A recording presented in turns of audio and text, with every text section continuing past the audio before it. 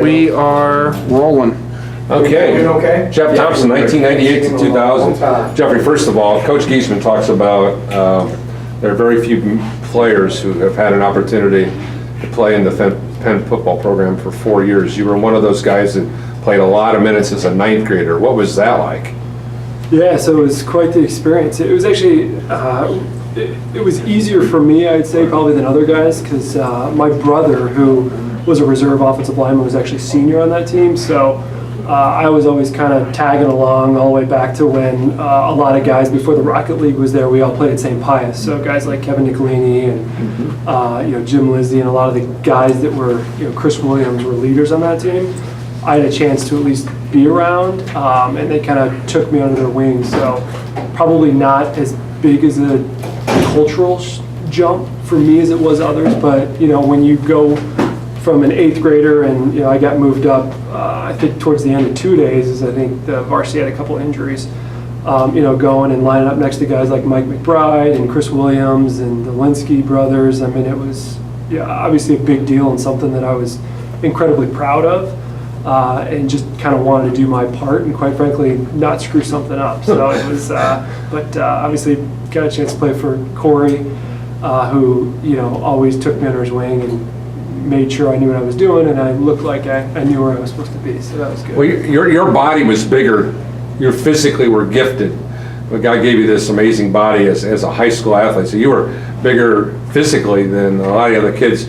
Did any of that ever wear on you when you were younger? Because I mean, let's face it, when you come up from eighth grade and all of a sudden you're getting hit by an 18 or maybe even a 19-year-old, that can take its toll on a young kid's body. Yeah, I mean, I wouldn't say so much on the body, but I mean, obviously, as you said, growing up, 10, 11, 12, I mean, I was a foot and a half taller and could throw the baseball harder and, get rebounds better. But, when you get to that level, it was more about, luckily, I think I was gifted that I was able to pick up the mental side of the game pretty quick. I mean, one thing Penn prepares you for is I was running the same things in summer camp, 5th, 6th, 7th, 8th grade that I was when I moved up there my freshman year. So I remember in the summers, obviously Coach Corey saw something in me. He'd pull me aside, have me stay a couple minutes, after or stay before. So, when we did triangle drill, I knew exactly what I was looking for. So I think that gave me a step up from, maybe some of the kids my age or a grade or two older than me that we probably had the same body structure at that time, but mentally I was able to get it so, they could trust me to be in the right position. So you come in with this opportunity to play as a ninth grader, and automatically, I remember this distinctly, there are we're talking in the media, and because what we're hearing from Chris, thinking Mike Rosenthal. Now, all of a sudden, Jeff Thompson, we're thinking another potential 4-year guy. And the comparisons, and obviously from a college standpoint, those even turned out to be the same. So did you ever feel any extra pressure being that guy who was going to be the 4-year guy? I don't think so, because, I would say humbled. I mean, I think when you're around the group of senior leaders that were there, it was very clear that it wasn't about them. It wasn't about, a freshman moving up. It was about them trying to win a state championship. And so, I think that's what Penn football is about. It's never about the guy. It's about, the fist, as they described it, and being a part of it. And, as soon as you start standing out, you weaken, the 10 guys that you're playing with. So there was never any added pressure. And I think just knowing some of those guys made it that much better, and it's honestly something I never thought about, and it was always just about winning football games. Coach Giesman and I, we've sat and we've talked about this, and for him, this is redundant, but this is going to be a big chapter in the book, and it's about the Penn way. Chris created this dynamic with Dr. Spiker that they were going to be great at everything. They're going to have the best band, they're going to have the best robotics, best football. Everybody's in the Penn system was going to be great.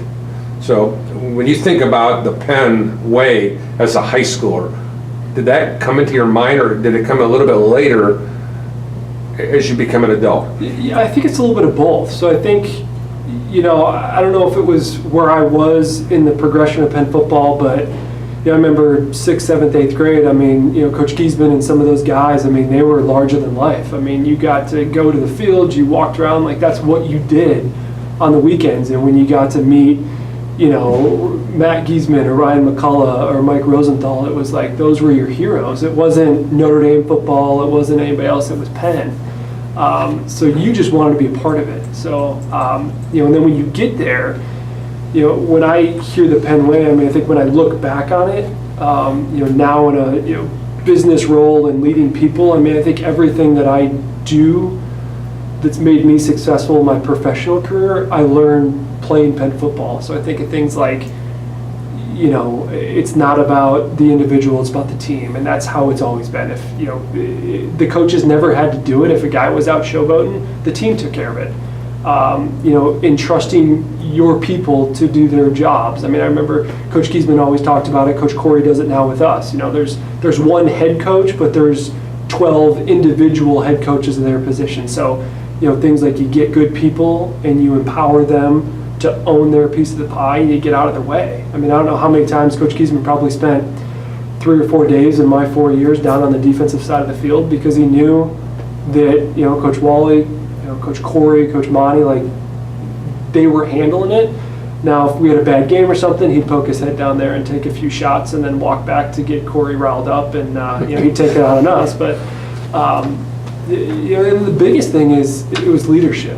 Every senior class were the leaders, and that was very well established. I remember the first day of summer camp. You want to know what you're supposed to do as a sophomore? Look at your senior. If they're walking, you walk. If they're running, you run. If they're, giving young guys a hard time, then don't care about this. But it never happened because that senior class wanted to keep the legacy of Penn football going. One other dynamic that Chris and Corey have continued over the years, and that's put such a strong emphasis, and now as a coach, special teams.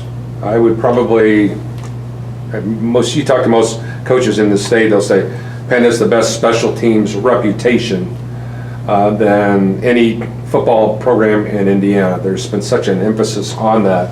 And once again, we get into the cliches about special teams, 25-30% of the game, how you want to put that. But let's just talk about special teams and the emphasis. Now as a coach, you can see those kind of things, how important special teams are. Yeah, absolutely. And I think, for a school like Penn that, for the most part, 2 platoons guys, it's a priority. I mean, it's the third part of our team. It's offense, defense, and special teams, to the point now where, you talk about stickers. I mean, we give our place kicker and our punter Wild Bunch and Gold Rush stickers because they're a part of that unit, and they're so big, whether it's field position or scoring points or what be it. But, I remember playing, I always thought it was great that, you had your 11 best guys, and we used to test. We did, agility tests. We did special teams testing where, they'd run us through like an agility course, and guys with the best times, they got first pass at things like kickoff and punt coverage. And I remember I was the long snapper my senior year, and I never went to individual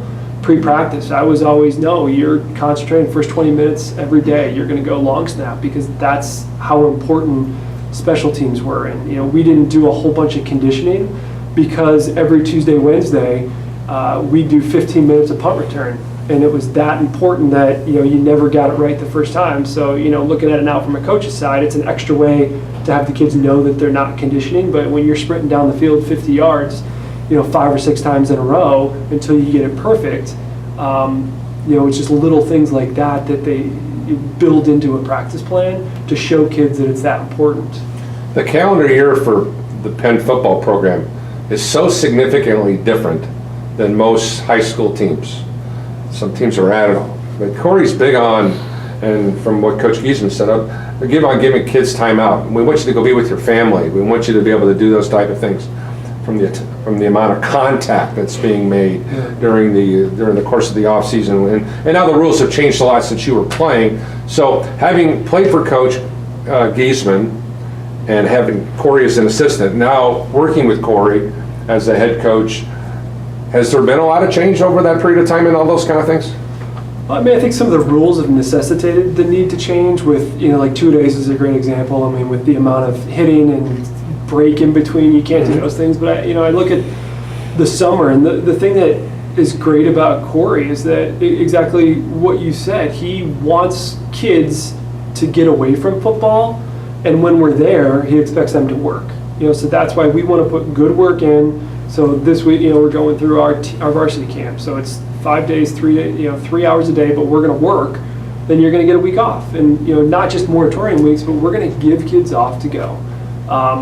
And I do think that was the same with Coach Giesman, is that he encouraged guys playing multiple sports. I remember I was contemplating going out for basketball my freshman year, and I ended up not doing it, but it was Coach Giesman and Coach Corey with Coach Smith at the time saying, we want you to play basketball. Like, it's about being competitive year round. It's about putting yourself in positions where you're competing, and that makes you a better football player. Favorite Penn moment as a football player? Well, I would say, it's easy for me is, senior year, I was lucky enough to win a state championship. So, I think that's, when you're with a group of guys in my senior year, I don't know, we weren't probably supposed to win a state championship. I know that's the expectation every single year, but I think we had maybe 4 starters back from the team that got beat pretty bad by Ben Davis the year before.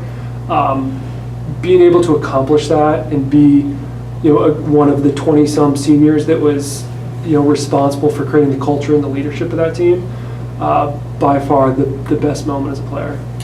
Your favorite moment as a Penn coach? Do you have one? Or is this still a work in progress?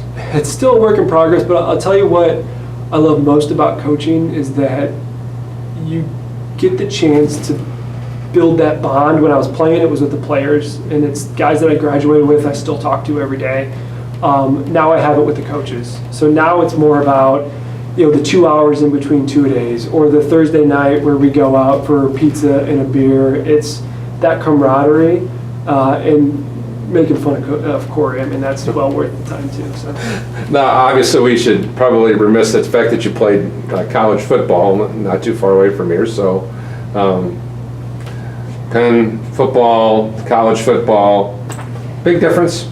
Absolutely. And obviously, my career at Notre Dame didn't, go as well as I would have liked. That's no surprise. But I think the fact that Penn got me the opportunity to get a paid-for degree from the University of Notre Dame, you can't beat that. And I think the biggest difference is going from a place like Penn where the culture is so much about the team and it's about the guy next to you, to any other atmosphere where you got guys coming from all over the country that didn't have that same type of thing. It was just a little bit of a culture shock for me. But overall, great experience, and I wouldn't do anything differently. Rosie told me once, I talked to him about a month ago, he says the thing that he remembers the most, here's a guy who played 15 years in the National Football League, I think something to that fact, that his greatest football experience was playing high school football for that guy over there. Absolutely. I would have traded 4 years at Notre Dame to go back and put the black and gold on one more time, to be honest with you. It's just, you can't explain it. Kind of that feeling of, I went to first grade with a lot of the guys that I ended up playing with. And, to line up and be a part of the Wild Bunch with, guys that are my best friends to this day. I think you'd ask any one of them and they'd love to go back just one more time. But luckily, we did it the right way, and now we just get around and talk about how good we were or how good we once were, and it's fun. They also made a really easy transition from Chris's group to Corey's group, so there was no hiccup whatsoever. What do you think, what do you attribute that to? I think it helps that Corey was there for so long. I think that was big, and I wasn't there in the first few years of Corey's first 4 or 5 years. I came in 2007, but given that there was a lot of coaches on staff that stayed, and I think it's the Penn way, right? The offense stayed the same. We're still running the same 4-4 base defense that we ran probably starting in 1995. So, and it's using the same language, using the same terminology, the off-season schedule, the summer schedule, the 2-day schedule. Everything stayed almost exactly the same. So and they talk the same way. You could close your eyes and Corey's saying a lot of the same things that I heard when I was in high school, and it's Penn football. It's not, it's Corey would say that Coach Keys built it, and I think he's doing the best he can to, uphold that tradition. I think we're all doing the same thing. Excellent. Awesome.